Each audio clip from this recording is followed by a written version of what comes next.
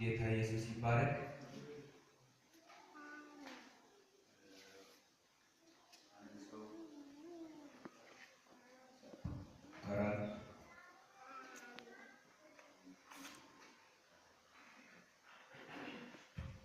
በሐዋርያት ቤተክርስቲያን የጋብቻ ስነ ስርዓት አፈጻጸም ይላል።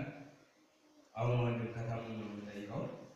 እንደ እግዚአብሔር ቃል በሐዋርያት ቤተክርስቲያን የጋብቻ ስነ ስርዓት ስትፈጽም ከሲፈን ጋር የምታደርገውን ቃል ኪዳን እግዚአብሔር በመንፈስ አንድነት ከአሁን ሰዓት ጀምሮ እንደሚያጸድቀው ታምናለህ? እግዚአብሔር ሰው ብቻውን ይሆን ዘንድ መልካም አይደለም፣ የሚመቸውን ረዳት እንፍጠርለት ባለው መሰረት አንተም ዛሬ እህት ሲፈንን የምታገባው ለኑሮህና ለጠባይ ለእምነትህም የምትመች ረዳት እንደሆነች በመረዳትና በማመን ወደህና መርጠህ እንደሆነ ታምናለህ? እህት ሲፈንን እንደ ራስህ አድርገህ ከልብ ታፈቅራታለህ?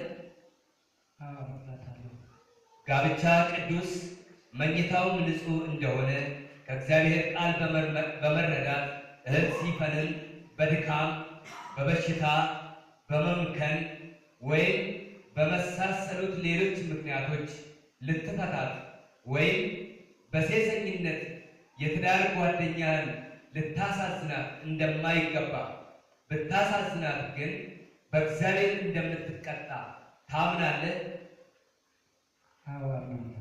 ቃልስ ትገባለህ? ጋብቻችሁ በእግዚአብሔር የተገኘበትና በቃል ኪዳን ያጸናው እንደሆነ ስለምታምን በዝሙት ምክንያት ወይም በሞት ምክንያት ካልሆነ በቀር ከዚህ ውጪ በሆነ በማንኛውም ምክንያት የትዳር ጓደኛን ፈተህ ሌላ ማግባት እንደማይቻል ታምናለህ? ቃልስ ትገባለህ?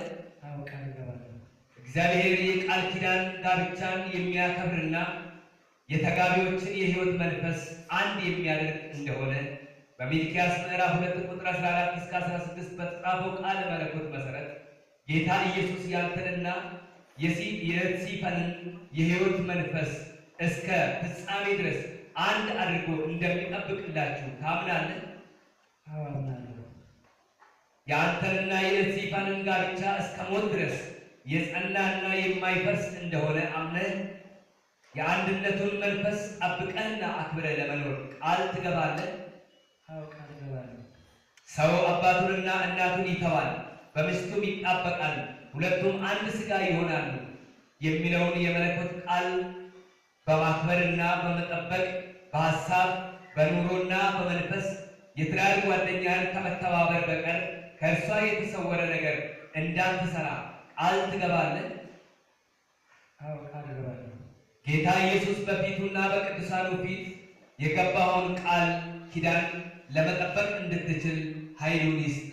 ሁሉም አሜን ይበሉ። አሜን።